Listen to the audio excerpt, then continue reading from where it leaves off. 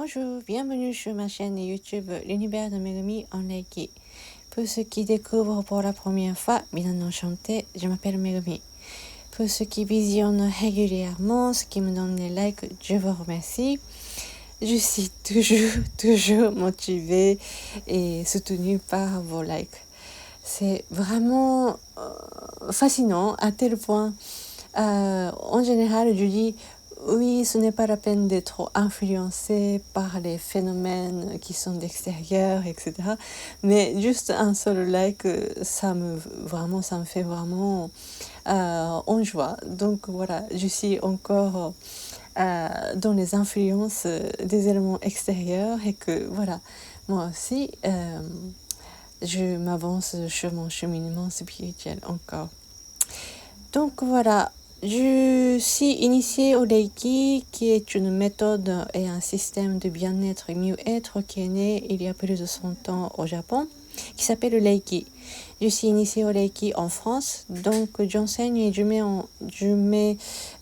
donne les séances du Reiki en français et en japonais.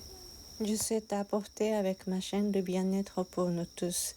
Alors aujourd'hui, je vais parler de la suite donc qu'est-ce que c'est la paix, l'harmonie, la beauté. J'imaginais pas du tout que un jour, comme aujourd'hui, je raconte, je partage, je transmets ce que j'ai vécu à Okinawa,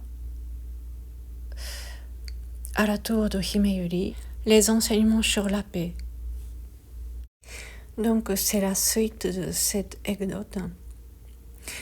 J'ai déjà répété plusieurs fois en disant que lorsque nous vivons des expériences que nous ne souhaitons pas du tout, indésirables, que nous pouvons enfin focaliser, détailler, définir ce que nous souhaitons. J'espère que ça ne vous arrivera pas souvent, mais c'est comme ça. Dans la vie, sur une certaine période, nous pouvons vivre parfois où nous ne savons plus qu'est-ce que nous souhaitons. Qu'est-ce que je veux? Qu'est-ce que je souhaite?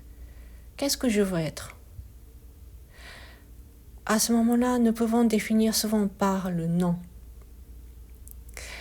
Si nous avons menti depuis toujours, par rapport à ce que nous souhaitons du fond du cœur, c'est pour respecter la code de société, pour vivre ensemble, ça nous arrive, bien sûr.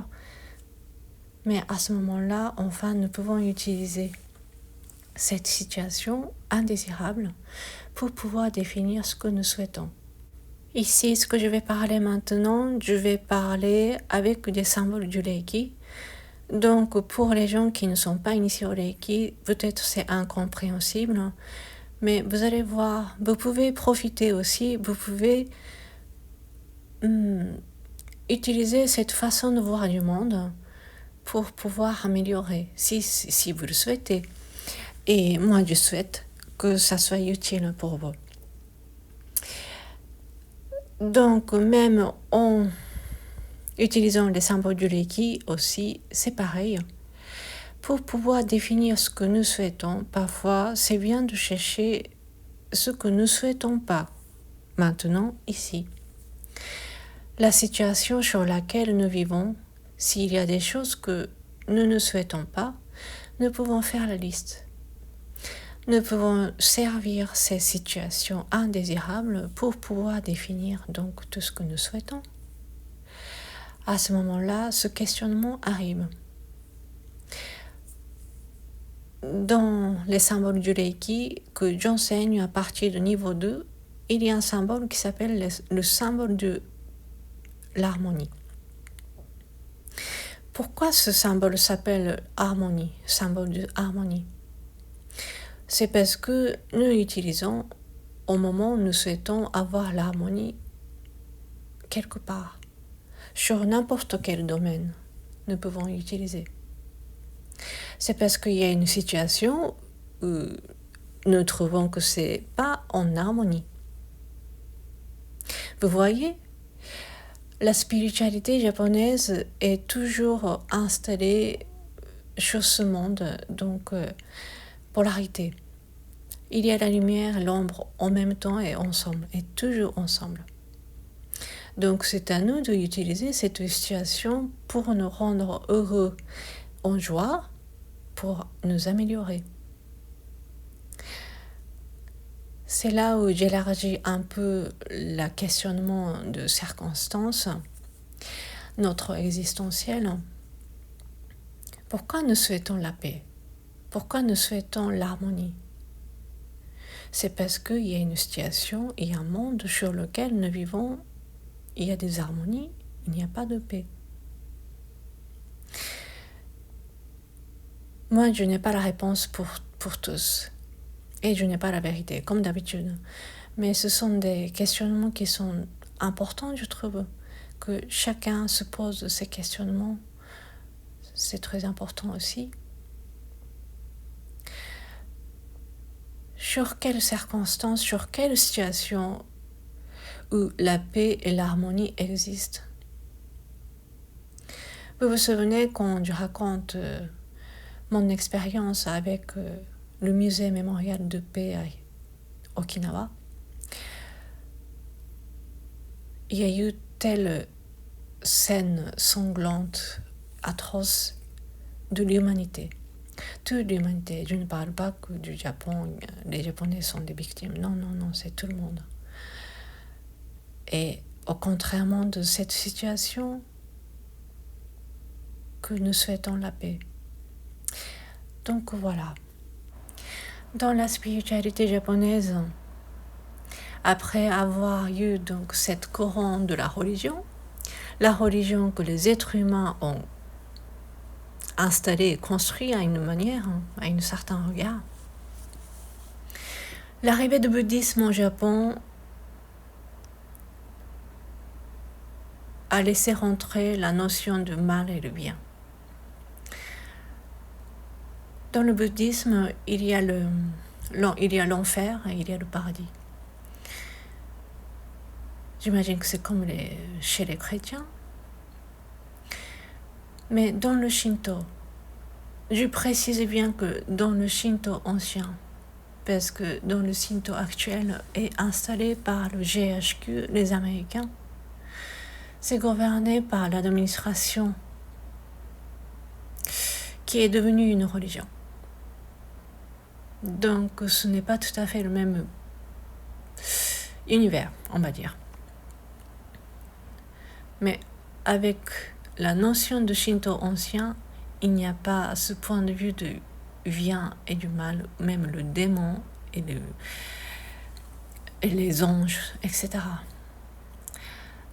Donc voilà, d'où je pense qu'un peu la complicité et le côté mystérieux, je pense, pour les Occidentaux, par rapport à la spiritualité japonaise.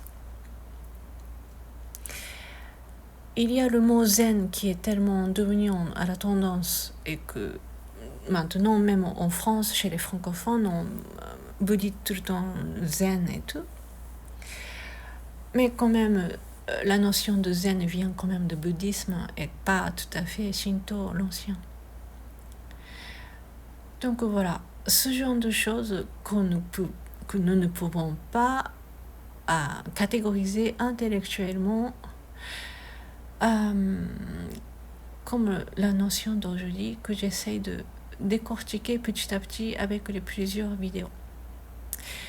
J'espère que ça soit vraiment utile pour vous et que j'ai pu un peu montrer comment c'est la notion et la spiritualité japonaise en se posant ces questionnements sur la paix et l'harmonie.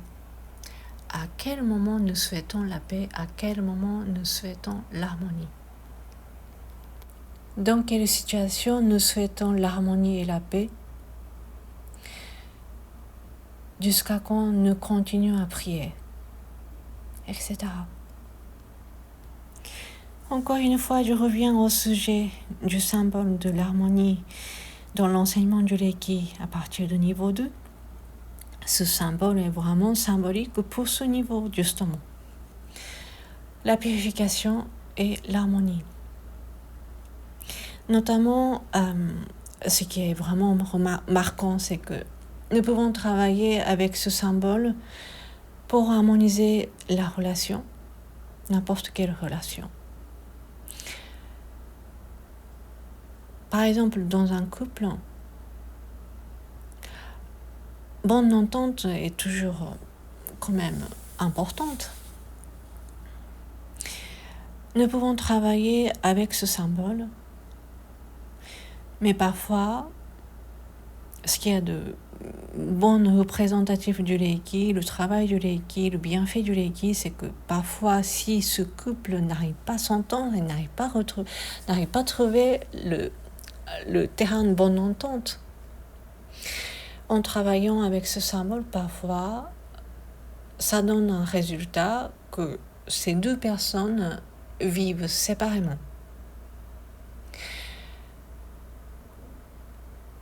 Parfois, ça peut être choquant de ces faits. Mais il ne faut pas oublier que ça ne veut pas dire que ce couple est séparé. Parfois, nous avons besoin de distance physique. Nous étions tellement enfermés de ces règles sur la notion de mariage, sur le couple idéal. Pour cela aussi que je raconte souvent l'ère de Jomon. Il y a plus de 15 000 ans au Japon, ça existait, la culture. Les Japonais existaient. Ça soit découvert par les archéologies, etc. À ce moment-là, les gens de Jomon, les villageois, nous vivons ensemble tous dans le village. C'est ça qu'il faut un peu prendre en considération.